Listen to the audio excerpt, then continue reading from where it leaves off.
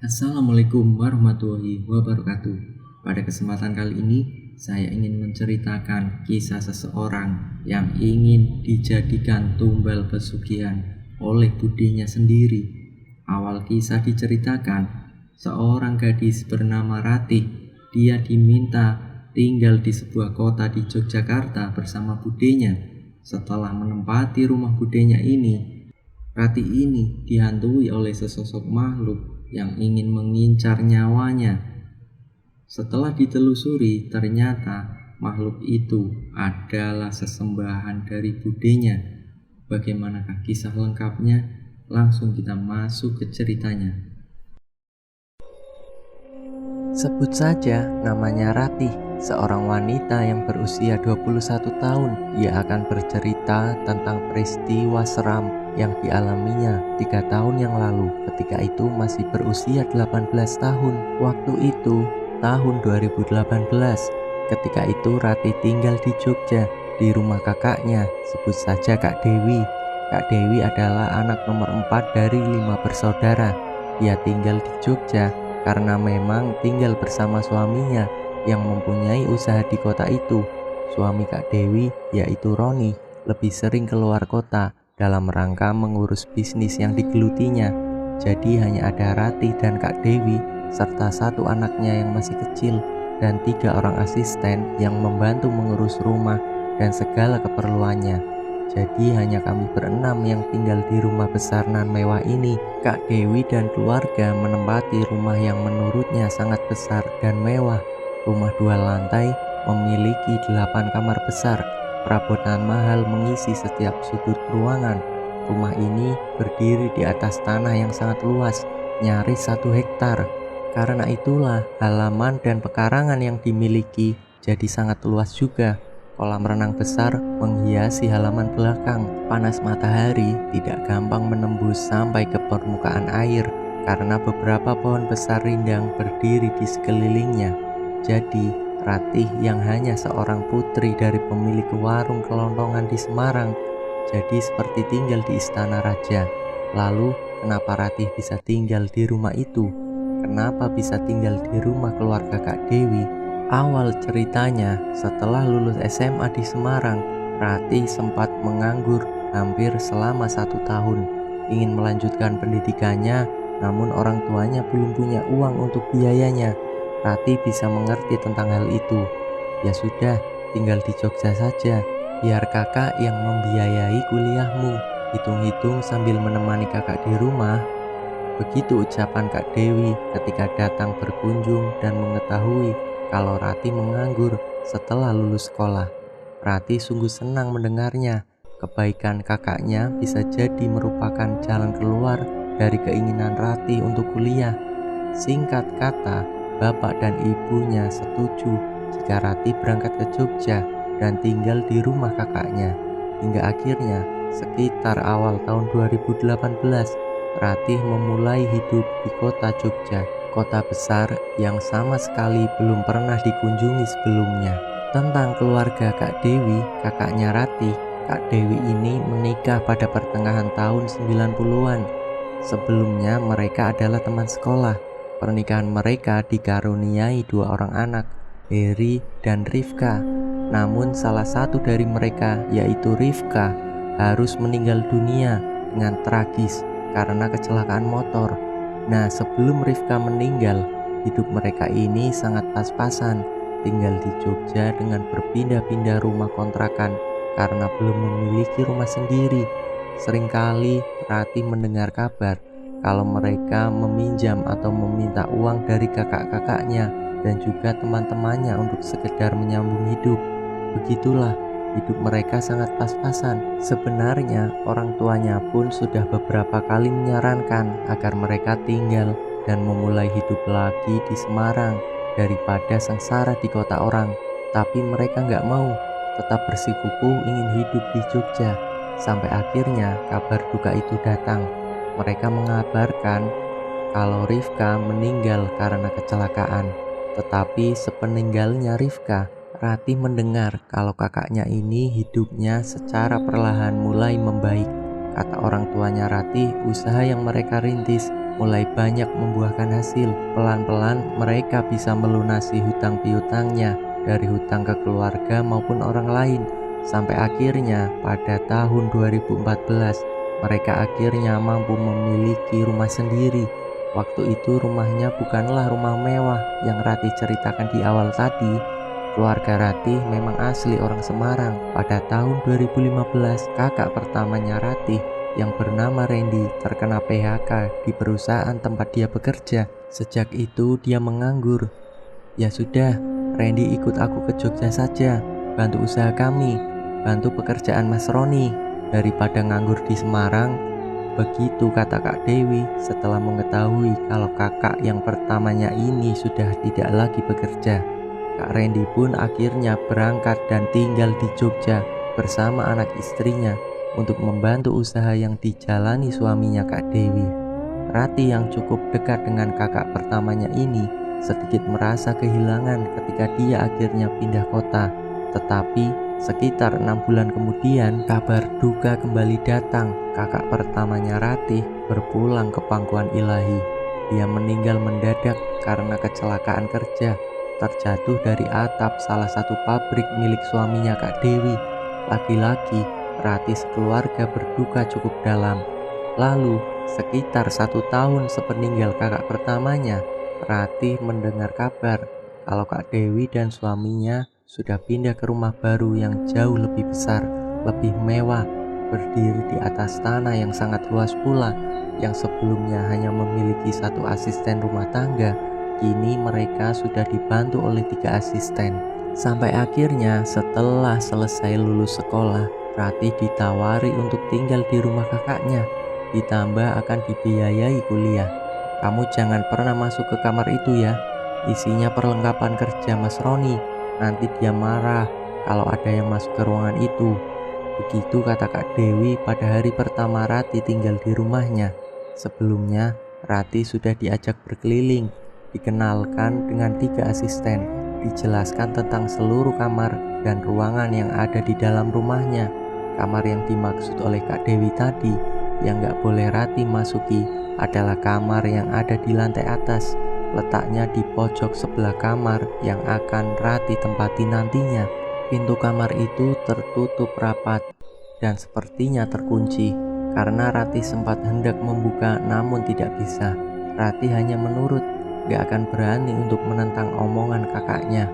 Kamar yang misterius, begitu Ratih menyebutnya. Di rumah Kak Dewi, Ratih disediakan kamar di lantai 2. Kamar besar yang letaknya tidak jauh dari tangga, persis bersebelahan dengan kamar mandi. Hari pertama dihabiskan dengan berkeliling rumah dan berkenalan dengan orang yang bekerja di rumah kakaknya. Hingga tidak terasa akhirnya malam pun tiba. Ratih bersama kakaknya dan anaknya bersantap makan malam di meja makan.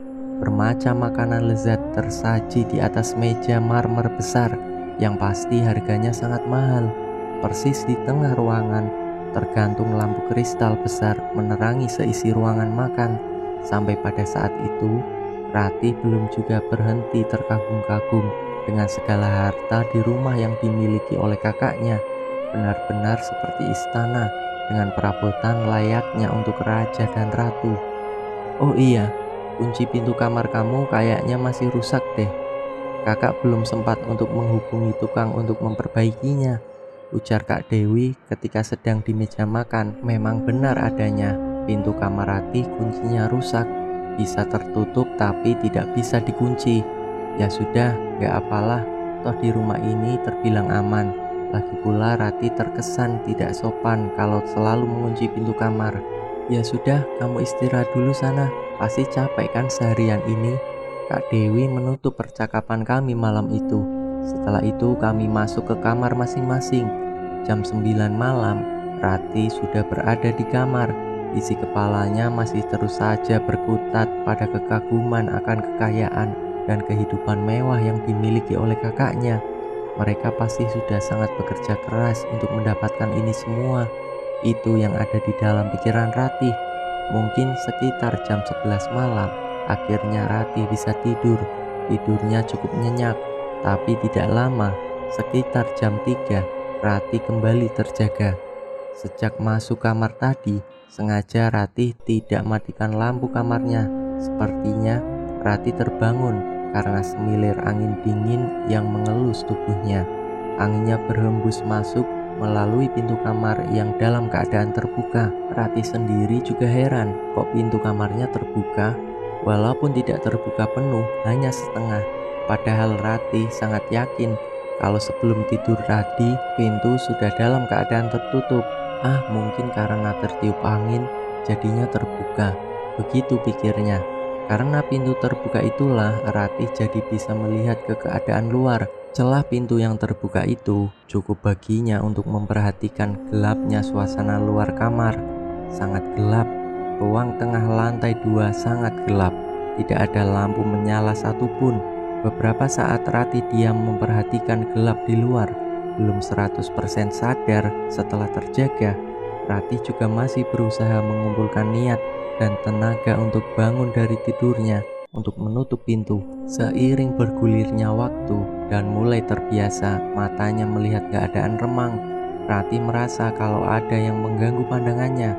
Walau tidak begitu jelas, tapi sepertinya dia melihat ada sosok di ruang tengah. Sosok itu berdiri diam memperhatikan Ratih yang masih berbaring di tempat tidur. Sosok itu berbentuk siluet hitam, tapi Ratih jelas melihatnya. Siapa itu? Beberapa detik Ratih terus memperhatikan, sampai kemudian timbul niat mendekati pintu untuk memastikan. Bangun dari tempat tidur, lalu dia berjalan ke pintu. Tapi setelah sampai, tiba-tiba bayangan hitam itu sudah tidak ada lagi. Entah kemana perginya. Hari berikutnya, Ratih jalani dengan kegiatan yang sedikit banyak kesibukan baru. Entah itu membantu pekerjaan rumah, antar jemput Harry sekolah, membantu usaha kakaknya. Apa saja Ratih lakukan untuk mengisi kekosongan. Belum ada kegiatan perkuliahan, karena waktu itu pendaftaran masuk universitas memang belum dibuka. Seiring berjalannya waktu, Ratih juga jadi lebih akrab dengan penghuni rumah, termasuk dengan para asisten rumah tangga. "Mbak, memang kamar atas dekat kamarku itu isinya apa sih? Kok sepertinya misterius sekali. Gak ada orang yang boleh masuk," tanya Ratih kepada Mbak Sum, salah satu ART. "Oh, kamar itu ya Mbak, saya juga gak tahu pastinya. Lawang saya juga gak pernah boleh masuk walaupun hanya untuk membersihkan. Pintunya kan selalu terkunci." Begitu jawab Mbak Sum. Aneh. Tapi ya sudahlah, Ratih tidak bertanya lebih jauh. Mungkin karena isi kamar itu sangat privat bagi Kak Dewi dan suaminya. Jujur, selama tinggal di kamar atas, beberapa kali Ratih mendengar suara-suara aneh. Contohnya, beberapa kali terdengar langkah kaki naik atau turun tangga. Pernah juga ada suara pintu terbuka, entah pintu yang mana, yang cukup membuatnya merinding. Beberapa kali Ratih melihat ada bayangan hitam tinggi besar melintas di depan pintu kamarnya. Pintu kamar yang tengah malam dalam keadaan terbuka, walaupun Ratih yakin sudah menutupnya sebelum dirinya tidur. Mungkin rumah ini terlalu besar bagi penghuni yang hanya segelintir saja, jadinya cukup menyeramkan. Tapi seiring berjalannya waktu, Ratih berusaha untuk melupakan dan mengabaikan setiap keanehan yang dirasa. Coba untuk sibuk dengan kegiatannya, tetapi ketika sudah hampir 3 bulan tinggal di rumah kakaknya, walaupun tidak begitu jelas, pada akhirnya Ratih bisa melihat isi kamar misterius itu. Karena seperti biasa, sekitar jam 9 malam, Ratih sudah berada di dalam kamar. Hiburan satu-satunya adalah ponsel kesayangan sambil menunggu kantuk datang. Dapat dipastikan lampu luar kamar sudah dalam keadaan mati semua. Hanya kamarnya saja yang masih terang. Di tengah asiknya berponsel ria, selepas jam 10, Ratih mendengar sesuatu yang aneh. Ada suara yang sumbernya dari luar. Ratih mendengar derit suara pintu terbuka perlahan. Saat itu Ratih belum tahu pintu mana yang terbuka, karena ada 4 kamar di lantai atas. Mungkin terbuka karena tertiup angin, ujarnya dalam hati. Tapi tiba-tiba terdengar suara lagi. Kali ini sepertinya suara pintu tertutup. Siapa yang keluar masuk salah satu kamar? Entahlah. Setelah itu, Ratih memutuskan untuk mematikan lampu kamarnya dan menyalakan lampu tidurnya. ketika hendak merebahkan tubuh di atas ranjang, lagi-lagi terdengar suara pintu yang terbuka perlahan. Saat itulah timbul rasa penasaran. Ratih berniat melihat keluar untuk mengetahui pintu kamar mana yang terbuka. Setelah sudah membuka pintu dan melihat keadaan luar, benar dugaannya, luar kamar sungguh gelap gulita. Hanya sedikit garisan cahaya dari luar rumah masuk melalui sela-sela jendela. Untuk membantu penglihatannya, Ratih menggunakan lampu dari ponsel yang ada di tangannya sejak tadi. Cahaya terang ponsel menyapu setiap sudut ruangan lantai 2 yang luas ini. Ratih bisa melihat cukup jelas, hening dan kosong. Tentunya itulah pemandangan yang ada di hadapannya. Sampai akhirnya pandangan Ratih terhenti di salah satu kamar yang pintunya dalam keadaan terbuka. Ya, ternyata kamar yang pintunya terbuka adalah kamar misterius itu.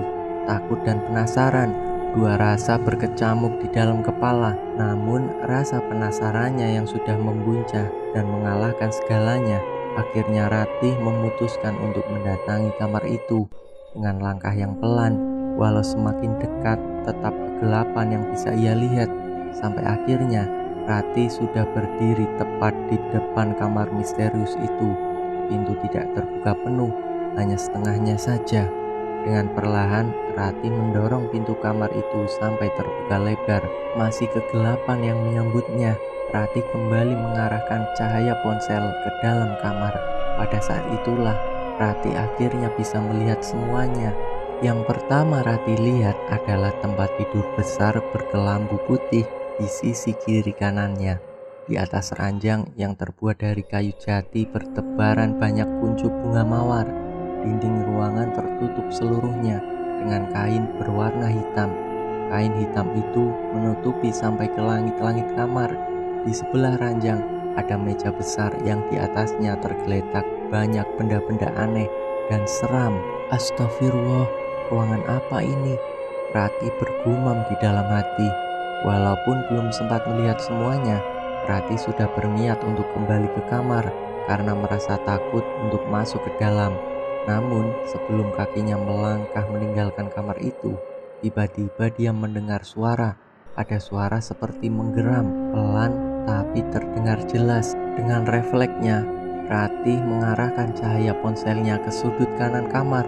Detik berikutnya, jantungnya yang seperti berhenti berdetak. Ratih kaget ketakutan karena dia melihat ada makhluk hitam tinggi besar sedang berdiri di pojok kamar. Sebegitu tinggi hingga kepalanya nyaris menyentuh langit-langit. Sungguh sosok yang sangat menyeramkan. Melihat itu semua, Ratih langsung lari menuju kamar. Setelah sudah di dalam kamar, dia langsung menutup pintu rapat-rapat. Ratih yang sadar kalau pintu kamarnya ini tidak bisa dikunci. Dia akhirnya menangis pelan, ketakutan.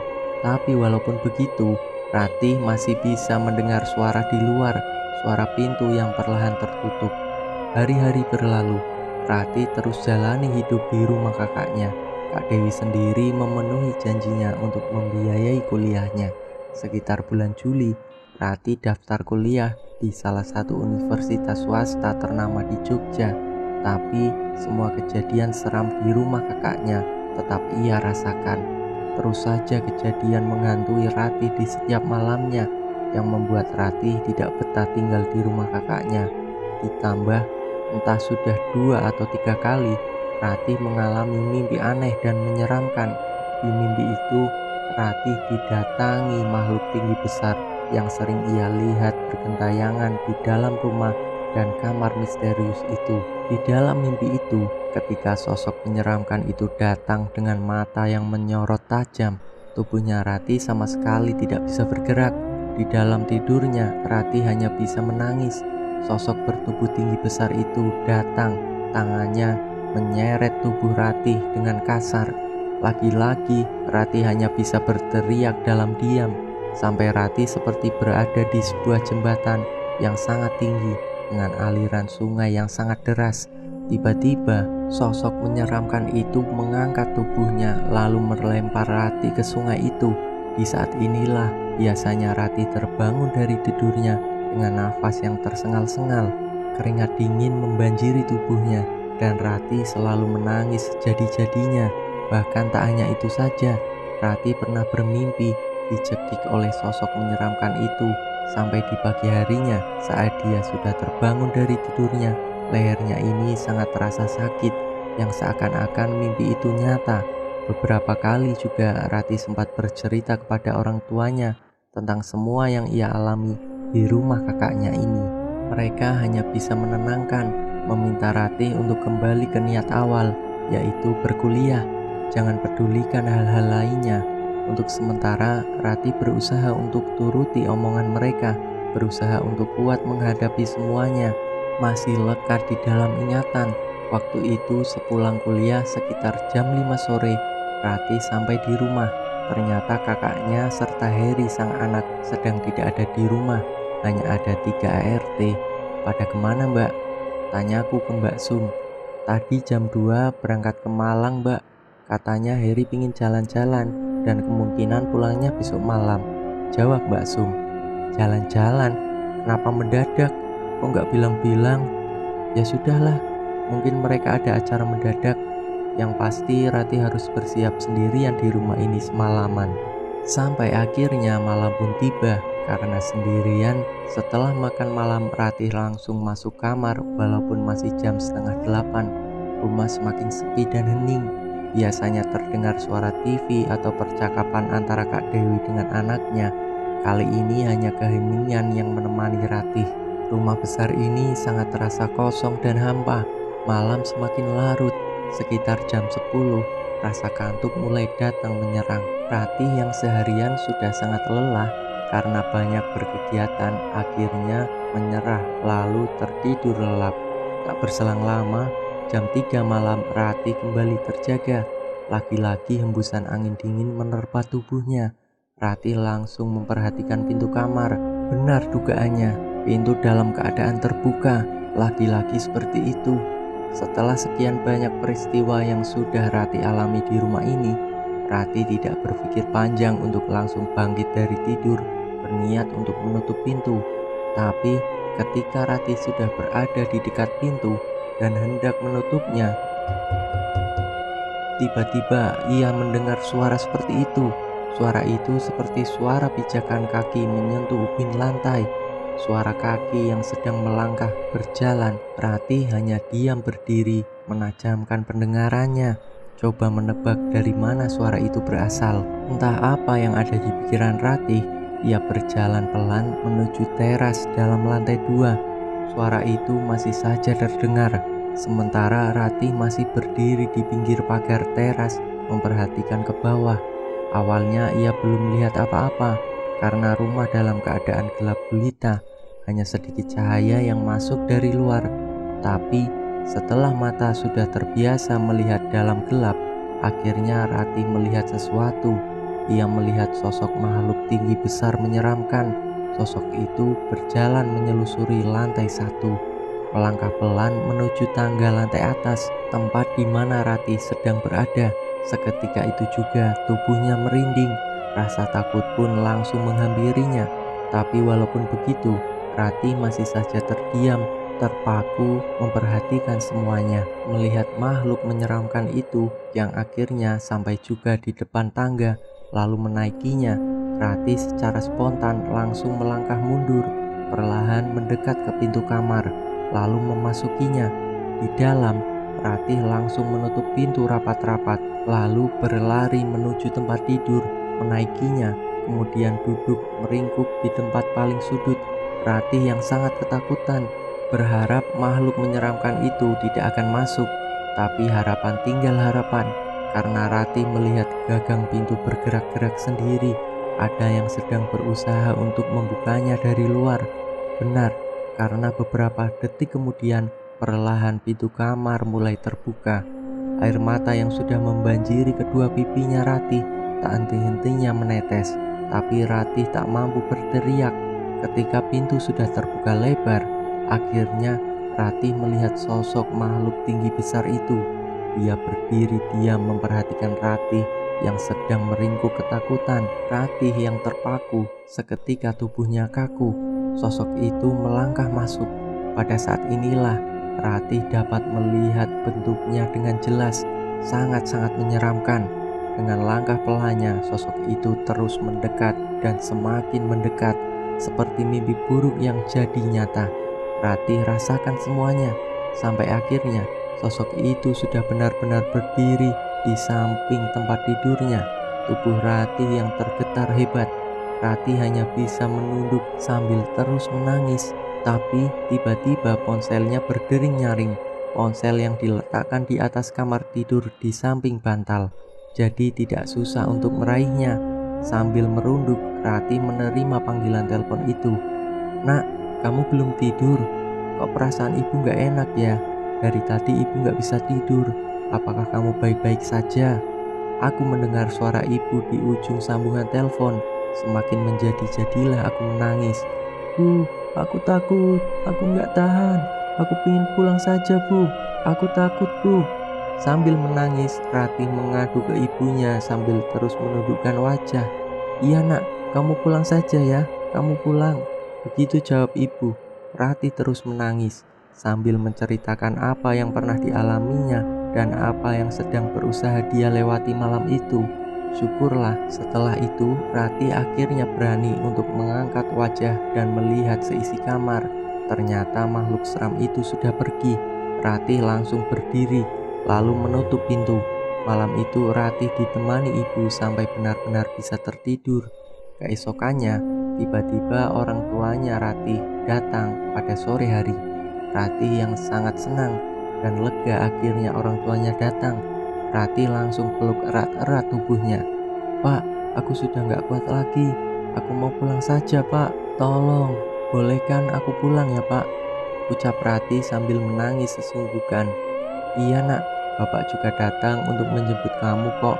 Bapak dan Ibu sudah tahu semua. Ayo kita pulang." Begitu kata Bapak. Sore itu juga Ratih pulang ke Semarang bersama orang tuanya, meninggalkan rumah kakaknya dengan segala kengeriannya.